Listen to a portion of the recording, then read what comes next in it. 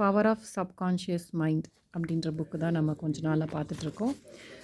அந்த புக்கில் நம்ம வந்து ஃபஸ்ட் 40 பேஜ் முடிச்சிருக்கோம். அந்த ஃபஸ்ட் 40 பேஜில் என்ன சொல்லியிருக்காங்க அப்படின்னு பார்த்தோன்னா, நம்மளுக்கு conscious mind and subconscious mind 2 இருக்குது. கான்ஷியஸ் மைண்ட் அப்படின்றது வந்து நம்மளோட மேல் மனம், சப்கான்ஷியஸ் மைண்ட் அப்படின்றது நம்மளோட ஆழ்மனம்.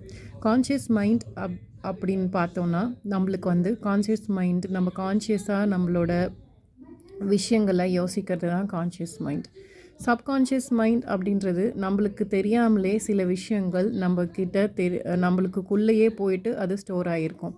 ஃபார் எக்ஸாம்பிள், நம்மக்கிட்ட ஒருத்தவங்க வந்து ஒரு விஷயத்த நிறைய டைம் சொல்லிகிட்டே இருந்தாங்கன்னா அது ஆள் மனதில் போய் அது ரிஜிஸ்டர் ஆகிடும். அது எப்படி போய் ரிஜிஸ்டர் ஆகிருக்கு, என்ன ஆகிருக்கு அப்படின்றது நம்மளுக்கே தெரியாது.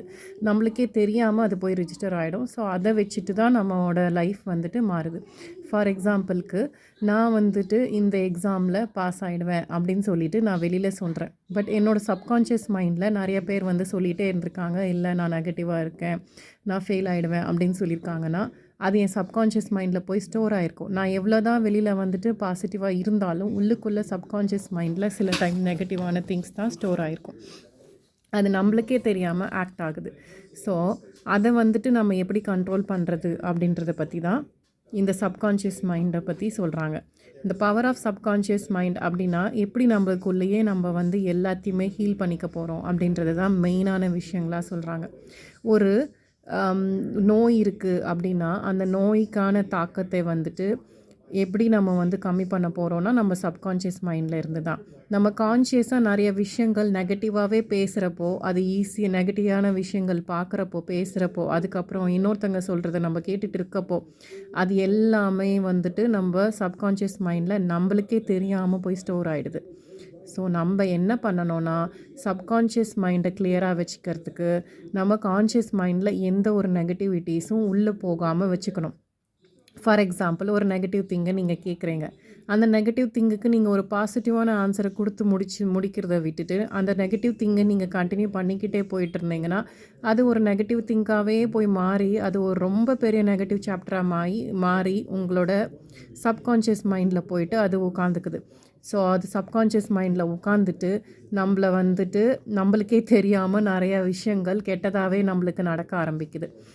கூடுமான வரைக்கும் நம்மளுக்கு நடக்கிற விஷயங்கள் நெகட்டிவாக இருந்துச்சுன்னா அதை அப்படியே ஸ்டாப் பண்ணிவிட்டு ரீஆக்டிவேட் பண்ணுறதுக்கு ட்ரை பண்ணணும் அப்படின்றத தான் இந்த ஃபஸ்ட்டு 2 சாப்டர்ஸில் நான் படித்தேன். அதில் ஃபியூ எக்ஸாம்பிள்ஸ் சொல்லியிருந்தேன். அந்த ஃபியூ எக்ஸாம்பிள்ஸ் என்ன அப்படின்றது வந்து உங்களுக்கு வாட்ஸ்அப் குரூப்பில் நீங்கள் அந்த ஆடியோ கேட்டிருந்தா உங்களுக்கு புரிஞ்சிருக்கும். அதை இன்னொரு தடவை நான் அதை ரீகலெக்ட் பண்ணுறேன்.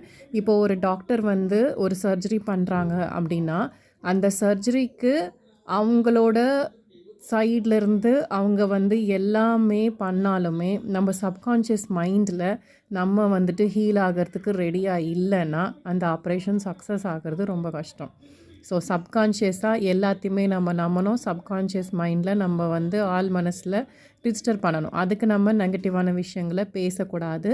ஸோ நெகட்டிவான விஷயங்கள் உங்கள் ஃப்ரெண்ட்ஸுக்கு கொடுக்காதீங்க. ஃபார் எக்ஸாம்பிள், யாருக்கோ ஒருத்தங்களுக்கு உடம்பு சரியில்லை, நீ சரியாயிடுவேன் அப்படின்னு சொல்கிறத விட்டுட்டு இது இப்படி இருக்குது, அது அப்படி இருக்குது, எப்படி சரியாகும் தெரியலையே அப்படின்ற ஒரு நெகட்டிவான விஷயங்களுக்கு தயவு செஞ்சு கொண்டு போகாதீங்க. பக்கத்தில் இருக்கவங்களுக்கு ஒரு பாசிட்டிவான சப்போர்ட் கொடுத்தாலே அவங்களுக்கு பாசிட்டிவான விஷயங்கள் போய் ரிஜிஸ்டர் ஆகிடும் அவங்களோட சப்கான்ஷியஸ் மைண்டில் பாசிட்டிவான விஷயங்கள் ரிஜிஸ்டர் ஆக ஆக அவங்களுக்கு வந்துட்டு திருப்பியும் லைஃப்பை வந்துட்டு ஈஸியாக வந்து பாசிட்டிவான விஷயங்களை கொண்டு வந்துடுவாங்க. இதே தான் ஒர்க்லேயும் பிஸ்னஸ்லேயும் எல்லாத்துலேயுமே நம்ம அட்ராக்ட் பண்ண முடியும். நம்ம வந்துட்டு ஒரு பிஸ்னஸ் பண்ணுறப்போ எல்லாருமே என்ன சொல்லுவாங்க, பிஸ்னஸ் பண்ணால் வந்துட்டு அது வந்து நெகட்டிவில் போயிடும், இல்லை அவங்க வந்து நம்மளை பார்த்து கண்ணு வைக்கிறாங்க அப்படின்னு நிறையா நெகட்டிவான விஷயங்களை சொல்கிறாங்க. பட் அது உண்மை தான். ஏன்னா நிறைய பேருக்கு வந்துட்டு இன்னொருத்தர் வந்துட்டு வேறு லெவலில் ஏதோ ஒரு கோல்ஸ் அச்சீவ் பண்ணிட்டாங்கன்னா மித்தவங்கனால வந்து அதை ஹாப்பியாக இருக்க முடியல. ஸோ நம்ம இப்போலேருந்து என்ன பண்ணலான்னா, அவங்க அந்த மாதிரி கோல்ஸை யாராவது அச்சீவ் பண்ணாங்கன்னா தயவு செஞ்சு ப்ளெஸ் பண்ண கற்றுக்கலாம், ப்ளெஸ் பண்ணலாம். அப்புறம் வந்து இன்னும் அவங்க மல்டிப்ளை ஆகணும் அவங்க பிஸ்னஸ் அப்படின்னு சொல்லி நம்ம சொன்னோன்னு வச்சுக்கோங்களேன், அதே தான் நம்ம சப்கான்ஷியஸ் மைண்டில் போய் நிற்கும். ஸோ எந்த பிஸ்னஸ் பண்ணாலும் அவங்க ஓகே நல்லா இருக்கட்டும் அப்படின்னு நம்ம மனசார நம்ம ப்ளெஸ் பண்ணோன்னா நம்ம ஆள் மனசில் அதுதான் போய் ரிஜிஸ்டர் ஆகும். அதே நம்ம அவங்கள பார்த்து ஜெலசி ஃபீலிங் அதெல்லாம் வச்சுட்டு இருந்தோம்னா நம்ம ஆள் மனசில் போயிட்டு ஜெலசி ஃபீலிங் தான் நம்மளுக்கு இருக்கும். ஸோ அதனால் நெகட்டிவான திங்ஸை நம்ம அட்ராக்ட் பண்ணுறோம். எப்போவுமே வந்துட்டு பாசிட்டிவாக எப்படி லைஃப்பை கொண்டு போகிறது அப்படின்றது தான் ஃபுல் ஸ்டோரிஸில் ஃபஸ்ட்டு 2 சாப்டர்ஸில் சொல்லியிருக்காங்க. ஸோ என்ன சொல்கிறாங்க, ஒரு இம்ப்ரெஷன் வந்துட்டு பிரெயினுக்கு மட்டும் போகிறது இல்லைங்க, பிரெயின் செல்ஸ் வரைக்கும் போகுது. அதனால் குட் இம்ப்ரெஷன்ஸாக நம்ம பார்க்கலாம். ஒரு பவர், எனர்ஜி, விஸ்டம் எல்லாமே நமக்குள்ளே தான் இருக்குது. நம்ம லைஃபே நமக்குள்ளே தான் இருக்குது. நம்ம அதனால் நம்ம இன்சைடில் இருக்க சப்கான்ஷியஸ் மைண்டை கிளியராக வச்சுக்கலாம். கிளியராக வைக்கிறதுக்கு தான் நம்ம வந்து இந்த மாதிரி positive books, positive audio, positive affirmation எல்லாமே ட்ரை பண்ணி கேட்குறோம். என்னால் முடிஞ்ச அளவுக்கு நான் சில பாசிட்டிவிட்டிஸ் வந்து ஸ்ப்ரெட் பண்ணுறதுக்காக என்னோடய யூடியூப் சேனலில் போட்டிருக்கேன். உங்களால் முடிஞ்சால் டைம் இருக்கிறப்போ நீங்கள் அதை பாருங்கள். அப்படி இல்லைன்னா எனக்கிட்ட ஹெல்ப் கேட்டிங்கன்னா என்னால் முடிஞ்சதை நான் பண்ண போகிறேன்.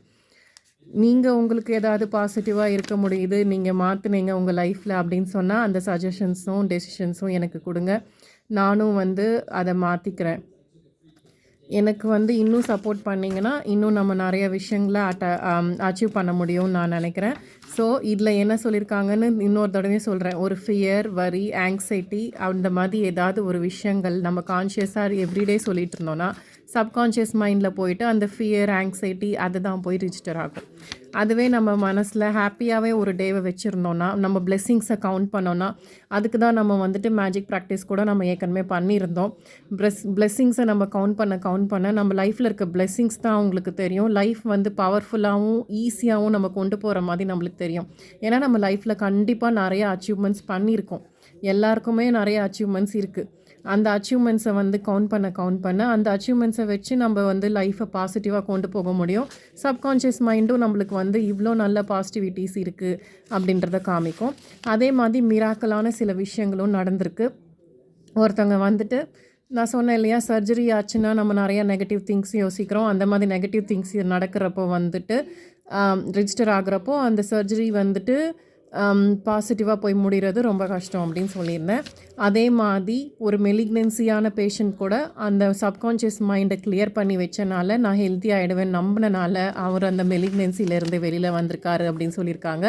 அதுக்கப்புறம் நம்ம எப்போவுமே பீஸாகவும் ஹார்மோனியாகவும் அதுக்கப்புறம் டிவைனாக நம்ம வச்சுக்கிட்டோன்னா எதுலேருந்தும் நம்ம வெளியில் வந்துட முடியும் அப்படின்னு சொல்கிறாங்க. ஸோ சப்கான்ஷியஸ் மைண்ட் வந்து எப்போவுமே அது வந்து ஓப்பனாக தான் இருக்கும். நம்ம தூங்கினாலும் அது தூங்காது. நம்ம வந்து நம்மளுக்கே தெரியும், நம்ம தூங்கினாலும் நம்ம ஹார்ட், லங்ஸ் எல்லாமே ஒர்க் ஆகிட்டுருக்கு. அதே மாதிரி சப்கான்ஷியஸ் மைண்ட் வந்து எப்போவுமே ஒர்க் ஆகிட்ருக்கோம். ஸோ சப்கான்ஷியஸ் மைண்டை வந்து நம்ம கிளியராக வச்சுக்கணுன்னா நம்மளோட பாடி வந்து நம்மளுக்கு கிளியராக வச்சுக்க முடியும். ஒரு எக்ஸாம்பிள் சொல்லியிருக்காங்க. ஒருத்தவங்க வந்து எப்படி ஒரு பிளைண்ட் லேடி இருந்தாங்களாம். அந்த பிளைண்ட் லேடி வந்துட்டு சப்கான்ஷியஸாக அவங்கள சொல்லிக்கிட்டாங்களாம், இந்த மாதிரி எனக்கு வந்து ஐ பவர் வந்துடும் அப்படின்னு சொல்லிகிட்டே இருந்திருக்காங்க. அதே மாதிரி ஒரு நாள் பார்த்தா அவங்களுக்கு வந்து ஐ பவர் வந்துருச்சு. பட் டாக்டர்ஸ் எல்லாம் செக் பண்ணி பார்த்தா அவங்களோட ஐக்கான ஆப்டிக் நர்வ் வந்துட்டு இங்கே பாருங்கள் அப்படியே போட்டிருக்கு, அட்ரோஃபி ஆகி அந்த நர்வ் வந்து கட் ஆகிருக்கு. அவங்களுக்கு வந்து பிளைண்ட் வர வாய்ப்பே இல்லை அப்படின்னு நினச்சி சொல்லியிருக்காங்க. பட் ஆனால் அவங்களோட ஐ பவர் வந்துருச்சு. அவங்களோட பிரெயின் செல், அவங்களோட நர்வ் செல்ஸ் வந்து டெத் ஆனாலும் அவங்களோட கண் வந்து தெரிய ஆரம்பிச்சிருக்கு. ஸோ இந்த மாதிரி பெரிய பெரிய விஷயங்கள் கூட சப்கான்ஷியஸ் மைண்ட் பவரை வச்சுட்டு நம்ம ஹீல் பண்ண முடியும். அதனால் நம்ம வந்து கூடுமான வரைக்கும் பாசிட்டிவாக நம்ம லைஃப்பை கொண்டு போகலாம் அப்படின்னு சொல்லிட்டு தான் இந்த புக் சொல்ல வருது. இன்னும் கொஞ்சம் விஷயங்கள் வந்து என்னெல்லாம் ரிமெம்பர் பண்ணிக்கணும்னு போட்டிருக்காங்க. அதில் வந்து என்னென்னா, ஒரு ஆக்ஷன் வந்து law of action and reaction is universal அப்படின்னு சொல்லியிருக்காங்க. அதுக்கப்புறம் ஃப்ரிஸ்டரேஷன்ஸ் இருந்துச்சுன்னா, ஒரு டிசையர் வந்து நம்ம வச்சுருந்துட்டு அது நடக்காமல் போச்சுன்னா அந்த டிலேயும் அதனால் டிலே ஆனதும் அந்த டிஃபிகல்ட்டிஸையும் நம்ம வந்து சப்கான்ஷியஸ் மைண்டில் வச்சுக்க அதே தான் திருப்பி அட்ராக்ட் ஆகிடும். ஒரு விஷயம் ஒரு தடவை நம்ம தோத்துட்டோன்னா அதை வந்து ஃபுல்லாகவே நம்ம லைஃப்லேருந்து எரேஸ் பண்ணிவிட்டு திருப்பி ஃபஸ்ட்லேருந்து ஸ்டார்ட் பண்ணுறப்ப தான் நம்மளுக்கு வந்து நம்ம லைஃப்பை ஈஸியாக கொண்டு போக முடியும். அப்படி எரேஸ் பண்ணாமல் பழைய விஷயங்கள், இப்போ நான் ஒரு எக்ஸாம் எழுதினேன், அதில் ஃபெயில் ஆகிட்டேன் அப்படின்னா பழைய விஷயங்களை திருப்பி நான் அந்த பழைய எக்ஸாமை யோசிச்சுட்டு இருந்தேன், திருப்பி அதே தான் எனக்கு ரிசல்ட் கிடைக்கும். ஸோ அதுலேருந்து வெளியில் வந்ததுக்கு அப்புறம் தான் நான் அதுக்குள்ளே போகணும், எக்ஸாம் எழுத போகணும் அப்படின்ற மாதிரி இவங்க சொல்லியிருக்காங்கன்னு தான் நான் நினச்சிட்ருக்கேன். அதுக்கப்புறமா எப்போவுமே வந்து ஒரு விஷயத்தை வந்து ஃபியராகவும் ஆங்ஷியஸாகவும் ஸ்டார்ட் பண்ணாதீங்க. அப்படி பண்ணிங்கன்னா அது வந்து நம்மளுக்கு பீஸை கொடுக்காது. நம்ம எப்போவுமே நம்ம லைஃப்பை பீஸாக வச்சுக்கிட்டோன்னா, கிளியராக வச்சுக்கிட்டோன்னா எப்போவுமே வந்து யூனிவர்ஸ் நம்மளுக்கு நல்லதாகவே முடிச்சு கொடுக்கும். ஸோ இந்த புக்கை வந்து கொடுத்ததுக்கு யூனிவர்ஸ்க்கு தேங்க்ஸ். இந்த புக்கை எழுதின ஜோசப் மார்ஃபி அப்படின்றவருக்கும் ரொம்ப தேங்க்ஸ். Thank you so much.